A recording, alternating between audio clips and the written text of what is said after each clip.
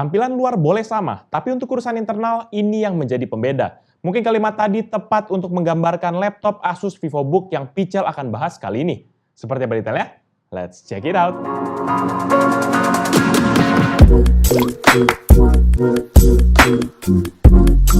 Halo guys, balik lagi bersama Pichel dan kali ini kita akan membahas sebuah laptop dari Asus, yaitu Asus VivoBook Ultra K413e. Secara tampilan luar memang ini bisa dikatakan sama persis dengan model VivoBook yang Pichel pernah bahas sebelumnya. Namun dengan peningkatan di sisi internalnya, terutama dengan diperkenalkannya teknologi Asus Intelligent Performance Technology, ini tuh diklaim bisa meningkatkan performanya hingga 40%. Kita akan lihat nanti seperti bagaimana performanya dalam review kali ini. Spesifikasi laptop ini tuh sebagai berikut. Prosesor Intel Core i5 11th Gen 1135G7, RAM 8GB DDR4 3200 MHz Dual Channel Integrated, Storage NVMe 512GB, Integrated GPU Intel Iris Xe 1GB Shared Memory, dan Discrete GPU NVIDIA GeForce MX 350 2GB Dedicated Memory. Dan kemudian layar IPS 14 inci 8-bit dengan resolusi Full HD dan refresh rate 60Hz.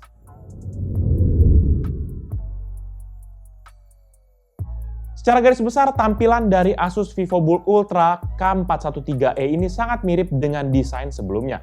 Di panel bagian depan masih mempergunakan bahan aluminium yang menambah kesan elegan pada laptop ini. Hanya terdapat tulisan Asus VivoBook di sisi sebelah kanan dengan silver glossy finish dan juga sebuah sentuhan garis panjang di bagian atasnya. Di bagian dalam, laptop ini memiliki material plastik dengan dua warna yang berbeda. Di bagian bezel layar dengan warna hitam dan juga tekstur yang lebih kasar, sedangkan di bagian palm rest memiliki warna yang sama dengan panel depannya dan tekstur yang lebih lembut. Dan di bagian bawah terdapat 4 buah kaki-kaki karet dan beberapa lubang exhaust untuk menjaga sirkulasi udara dari laptop ini. Secara dimensi, laptop ini memiliki ukuran 32,4 x 21,5 dengan ketebalan 1,8 cm dan kemudian berat 1,4 kg. Desain ini tergolong berada di tengah-tengah lah ya. Nggak bisa dikatakan berat dan juga nggak dikatakan seringan laptop-laptop Ultrabook. Jadi tergantung preferensi pribadi juga sih. Pichel sih secara pribadi nggak masalah dengan dimensinya ini. Dengan pemakaian bahan aluminium di panel depan menjadikan flex cukup minim di area ini. Walaupun begitu, karena bahan plastik di area palm rest dan juga keyboard membuat flex baru terasa di area keyboard dan juga palm rest-nya. Untuk urusan port, Asus VivoBook Ultra K413e dilengkapi dengan beragam port yang terletak di sisi kiri dan kanan laptop. Di sisi kanan terdapat 2 port USB Type-A 2.0, micro SD card reader, dan 2 buah LED indikator untuk baterai dan juga power status. Di sisi kiri terdapat port charger, 1 port Full HDMI, 1 port USB Type-A 3.2 Gen 1, dan 1 port USB Type-C 3.2 Gen 1, dan 1 port combo audio jack 3,5 mm.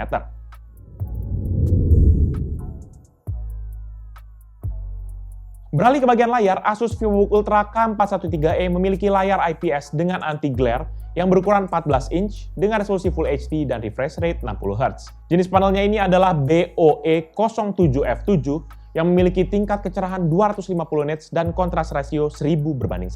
Untuk akurasi warna, laptop ini memiliki layar 45% NTSC. Dengan layar segini sih tergolong cukup lah untuk penggunaan sehari-hari seperti browsing, editing foto ataupun video, kecuali kalau misalnya memang kita profesional yang memang membutuhkan akurasi warna yang tinggi, ya jelas kita harus masuk dalam faktor yang harus diperhitungkan sih di sini. Layar ini juga sudah memiliki sertifikasi anti-flicker dan tingkat cahaya biru yang rendah dari TUF Rainland. Hal ini untuk memastikan kita tetap nyaman dalam menatap layarnya dalam jangka waktu yang cukup panjang, apalagi di momen serba online sekarang ini. Kualitas layarnya sih ini biasa aja ya, namun memang tingkat kecerahannya ini cukup baik, sehingga walaupun digunakan dalam area yang banyak cahaya, masih bisa terlihat dengan jelas. Dalam mendampingi layarnya, ada bezel yang memiliki screen to body ratio 84% atau dinamakan dengan teknologi Nano Edge, sehingga ini memastikan sudut pandang yang lebih luas dan juga lega.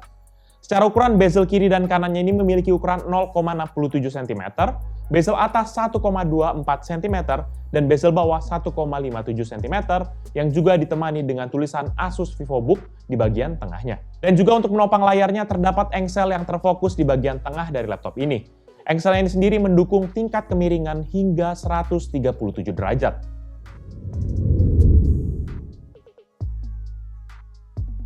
Di bagian input device, Asus VivoBook Ultra K413E masih mempergunakan keyboard yang sama dengan pendahulunya. Dengan style chiclet dan juga key travel sebesar 1,4 mm, menjadikan pemakaian keyboard ini enak dalam jangka waktu yang cukup lama. Suara yang dihasilkan keyboardnya juga tidak berisik sehingga nggak akan mengganggu sekitar kita, atau mungkin buat kita yang mempergunakan di area yang membutuhkan ketenangan.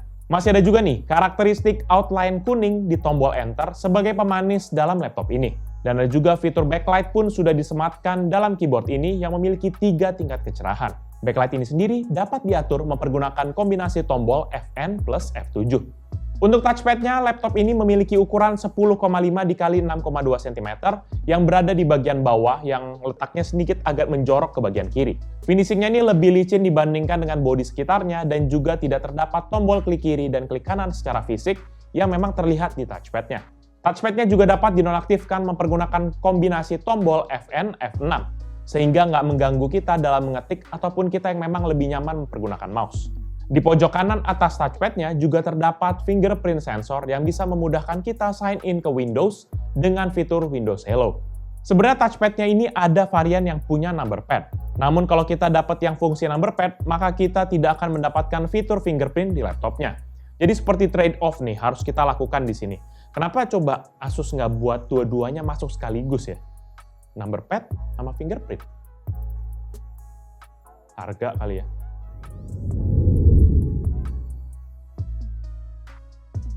Di bagian performa, disinilah yang menjadi pembeda antara VivoBook sebelumnya dengan VivoBook Ultra K413E.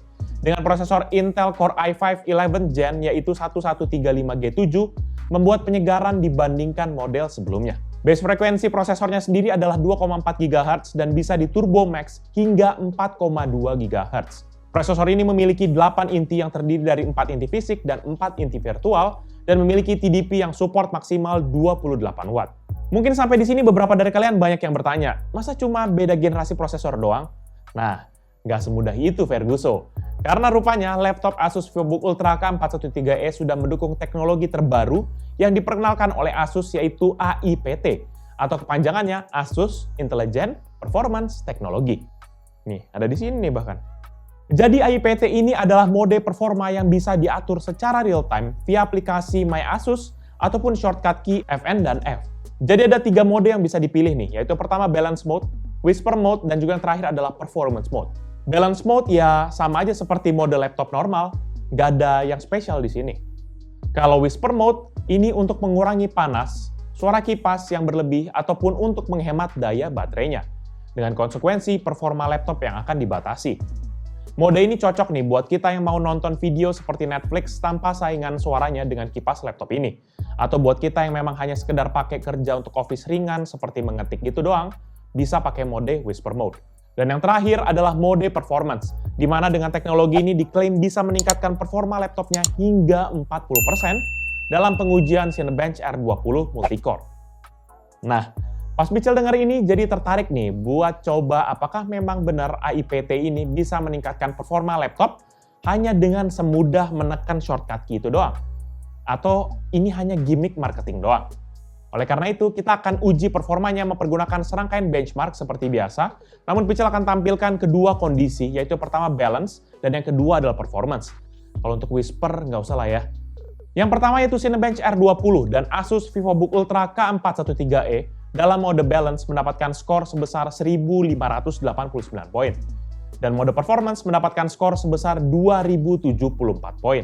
Ada peningkatan sebesar 29,8% secara total di hasil Cinebench R20. Berikut ini merupakan perbandingan dengan laptop dan PC yang Bichel pernah review.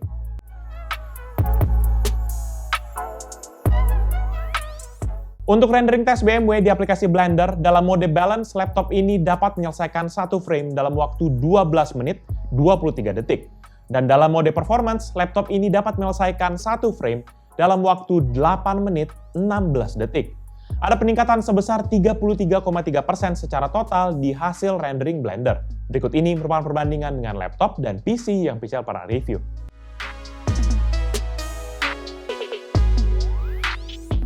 Untuk PC Mark 10 sebagai gambaran overall performa dari laptop ini, dengan mode balance, skor yang didapat adalah 5.955 untuk esensial, 5.246 untuk productivity, dan 3.647 untuk digital content creation.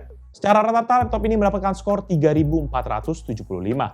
Dan dengan mode performance, skor yang didapat adalah 6.328 untuk essential atau naik 6,3%, 7.219 untuk productivity atau naik 37,9%, dan 4.737 untuk digital content creation atau naik 29,9%.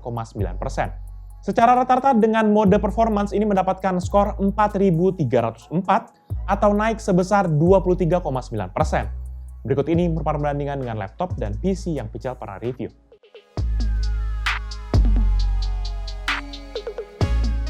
Di bagian grafis, laptop ini juga sudah mempergunakan hybrid GPU, yaitu yang pertama integrated GPU dari Intel Iris Xe Graphics dengan sharing memori default sebesar 1 GB dan memiliki base clock sebesar 400 MHz dan bisa diturbo boost hingga 1,3 GHz.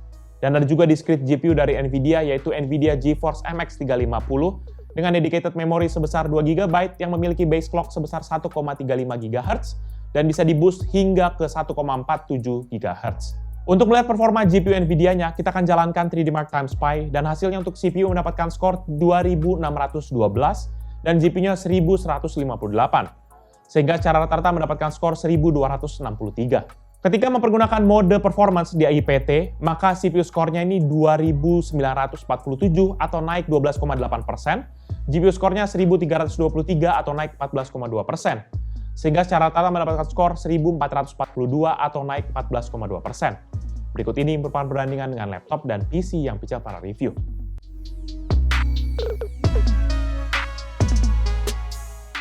Selanjutnya kita langsung tes mempergunakan serangkaian game dengan pengaturan grafik atau resolusi yang paling nyaman. Pichel juga tes dengan dua kondisi yaitu Balance Mode dan juga IPT Performance Mode di setting yang sama. Yang pertama GTA 5 dengan resolusi 1280x720 dan setting medium, average frame rate di 51,8 dengan maksimum 72,4 dan minimum 28,7 fps. Dengan performance mode, average frame rate di 57,0 dengan maksimum 138,6 dan minimum 27,7 fps. Ada peningkatan sebesar 10,0% di average frame rate. Untuk FIFA 19 dengan resolusi 1280x720 dan setting medium, average frame rate di 59,1 dengan maksimum 71,8 dan minimum 18,2 fps.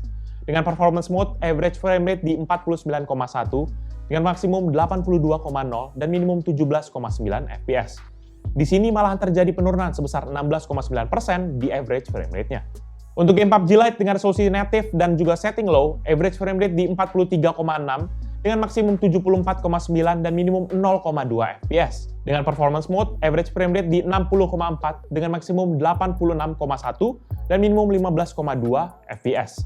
Ada peningkatan sebesar 38,5% di average frame rate-nya. Untuk game Need for Speed Heat dengan resolusi 1280x720 dan setting low, average frame rate di 29,6 dengan maksimum 54,6 dan minimum 10,5 fps. Dengan performance mode, average frame rate di 33,5 dengan maksimum 54,3 dan minimum 23,3 fps. Ada peningkatan sebesar 13,2% di average frame rate. Untuk game CSGO dengan resolusi native dan setting high, average frame rate di 80,7 dengan maksimum 116,6 dan minimum 28,6 fps. Dengan performance mode, average frame rate di 65,4 dengan maksimum 102,8 dan minimum 16,2 fps. Di sini juga terjadi penurunan sebesar 19,0% di average frame rate.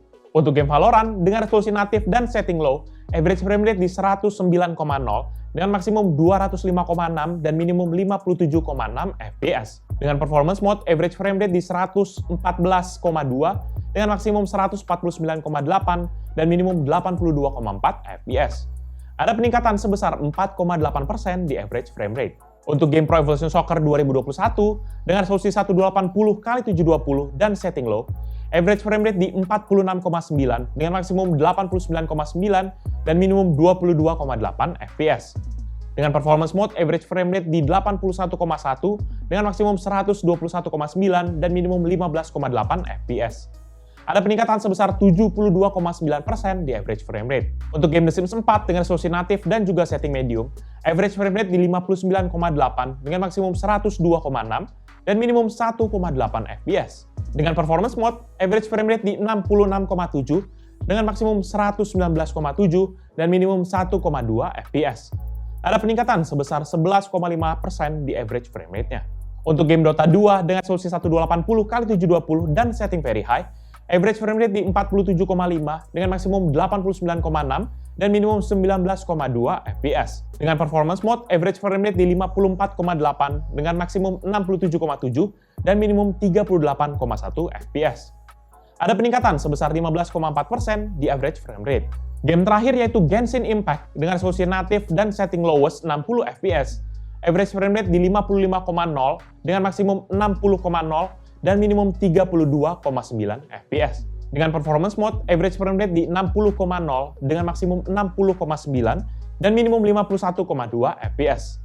Ada peningkatan sebesar 9,1% di average frame rate-nya. Untuk final test, Pichel jalankan Adobe Premiere mempergunakan Pichel Premiere Benchmark, dan hasilnya laptop ini berhasil merender project 15 klip 4K dengan format H264 dan juga preset high quality 4K dalam waktu 11 menit 56 detik. Dan dengan mode AIPT Performance Mode, dapat diselesaikan dalam waktu 11 menit 27 detik atau ada peningkatan sebesar 2,5%. Berikut ini merupakan perbandingan dengan laptop dan PC yang Pichel para review.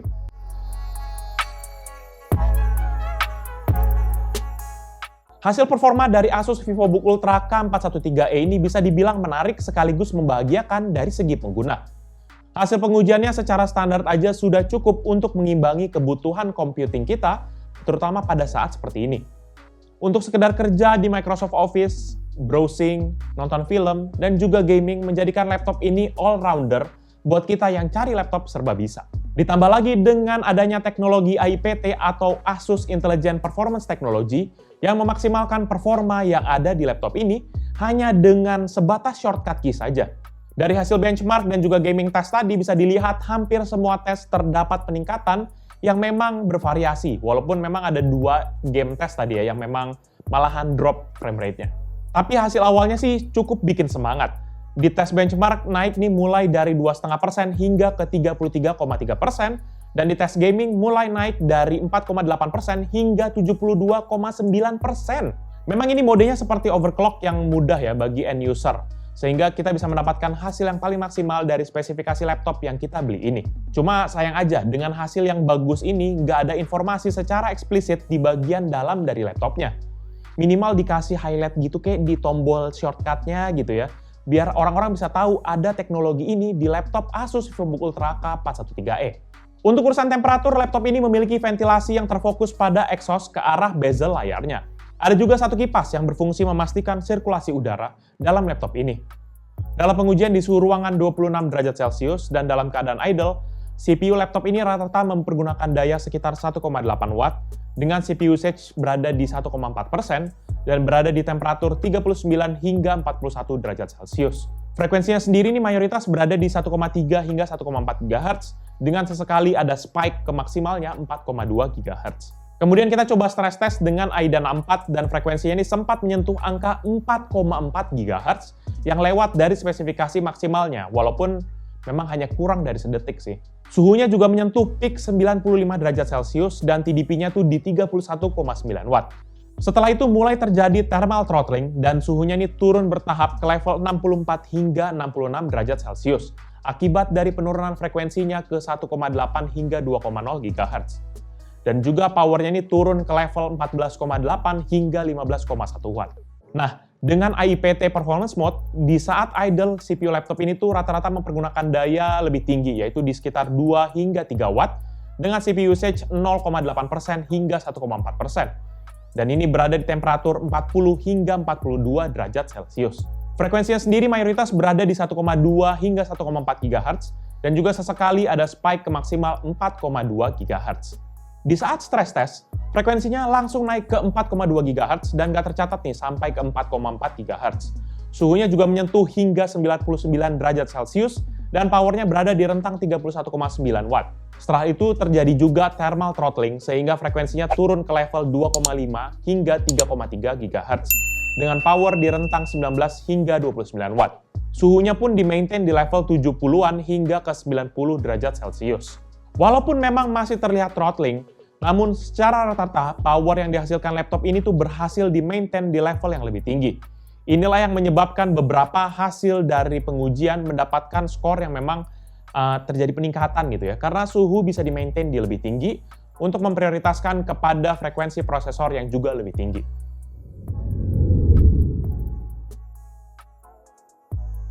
Di bagian audio, Asus VivoBook Ultra K413E ini memiliki dua buah speaker yang sudah ditunding oleh Harman Kardon dan terletak di kiri dan kanan bawah dari laptopnya. Dentumannya ini memang berasa cukup baik, ya minimal masih ke cover lah audionya. Jadi ya minimal nggak terlalu kempes gitulah suaranya. Namun di bagian mid to high frekuensinya ini jadi terkesan agak sedikit mendem suaranya, kayak ada ketahan gitu deh.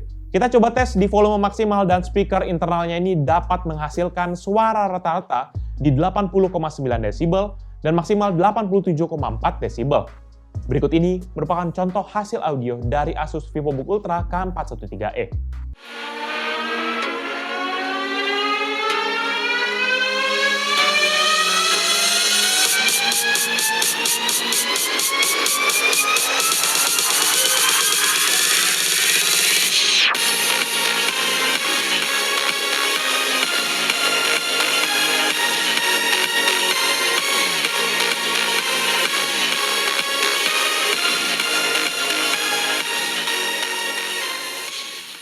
Urusan webcam, sudah ada webcam dengan resolusi 0,9 megapiksel yang dapat merekam video HD 720p 30 fps atau foto sebesar 1280x720 piksel.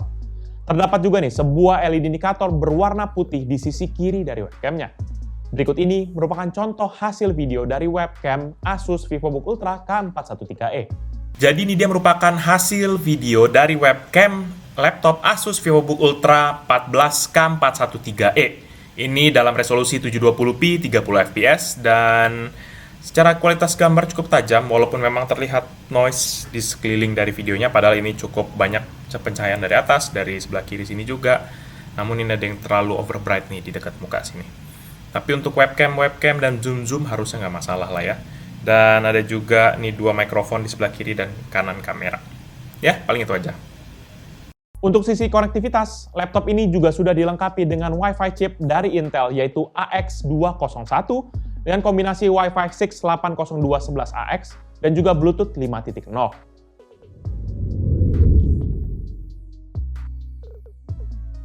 Di bagian baterai, laptop ini mempergunakan baterai lithium-ion dengan kapasitas 42.000 mAh yang integrated di dalam laptopnya. Saat kita stress test mempergunakan AIDA 64, laptop ini hanya dapat bertahan selama 1 jam 19 menit.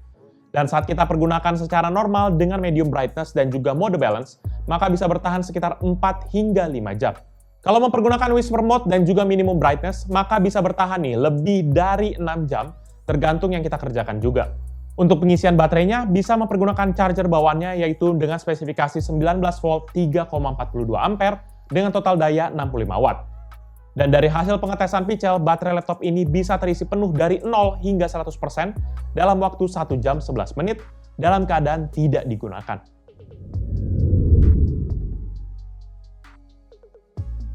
Di bagian upgrade, Asus VivoBook Ultra K413E ini hanya memiliki opsi upgrade di bagian storage saja. Untuk bagian memori, saat ini sudah disolder sebesar 8GB DDR4 dan nggak ada lagi port kosong yang tersedia sehingga hanya mentok pada memori pada saat pembelian saja. Kalau untuk storage, sudah terpasang satu SSD NVMe tipe 2280 dengan kapasitas 512GB. Masih ada satu slot NVMe kosong di sisi kanan yang bisa dimanfaatkan dalam menambah daya tampung di laptop ini. Selebihnya nggak ada lagi opsi upgrade untuk laptop ini. Overall, menurut pendapat pribadi Pichel, Asus VivoBook Ultra K413E merupakan sebuah laptop serbaguna yang bisa menjawab kebutuhan kita, terutama buat kita yang sedang membutuhkan laptop nih saat ini. Tampilan depannya yang mempergunakan aluminium menambah kesan elegan dan juga berat dari laptop ini. Secara umum sih, untuk urusan desain nggak ada perbedaan antara model yang laptop ini dengan model VivoBook sebelumnya. Di bagian performa, baru terdapat perbedaan yang menarik. Bukan hanya naik ke prosesor Intel generasi ke-11, tapi juga adanya fitur AIPT atau Asus Intelligent Performance Technology. Ini bisa membantu meningkatkan performa laptop cukup signifikan. Walaupun begitu, Asus agaknya enggan nih, agak mau jor-joran untuk promosiin fitur ini. Karena kurangnya informasi atau nggak ada minimal tanda yang tertera di bodi laptop ini. Kan lumayan ya kalau ada simbol atau tanda gitu di keyboard shortcut-nya, yang akan membantu pengguna mengetahui ada fitur ini sekarang nih di VivoBook Ultra K413e. Dan cursor pixel palingan untuk masalah throttling saja dalam laptop ini. Ya, kalau kita mau dapat performa yang maksimal dari laptop ini, sangat disarankan untuk meningkatkan pendinginan menggunakan seperti cooling pad begitulah, sehingga mencegah untuk throttling di laptop ini. Dan juga kalau saran Pichel, selalu aktifkan mode AIPT Performance Mode, sehingga toleransi suhu di prosesornya ini naik walaupun dengan konsekuensi panas di sekujur bodinya dan juga baterai yang lebih boros. Selebihnya Pichel nggak terlalu banyak concern terkait dengan laptop ini. So far Pichel udah sangat bahagia banget dengan performa yang ditawarkan dari laptop ini, walaupun dengan catatan negatif yang tadi ya. Laptop dengan spesifikasi yang Pichel bahas ini dibanderol dengan harga 10,8 juta, dan untuk varian prosesor Core i3 ini dibanderol dengan harga 8,6 juta, dan untuk varian paling tinggi dengan Core i7 dibanderol dengan harga 12,8 juta. Harga yang masih sangat masuk akal untuk performa seperti ini menurut Pichel. Karena memang banyak laptop lain yang di harga rentang segini ya, namun menawarkan performa ataupun fitur yang belum sebanyak dari Asus VivoBook ini. Ditambah juga sudah ada gratis Office Home and Student 2019 yang akan menambah produktivitas kita tanpa perlu keluar uang lagi.